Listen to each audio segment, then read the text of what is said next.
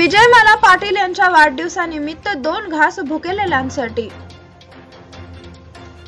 Happy help foundation संस्थेचे कार्याध्यक्ष माननीय अभिजित पाटील यांच्या मातोश्री विजयमाला महादेव पाटील यांचा 15 ऑगस्ट रोजी 75वा वाढदिवस पार पडला।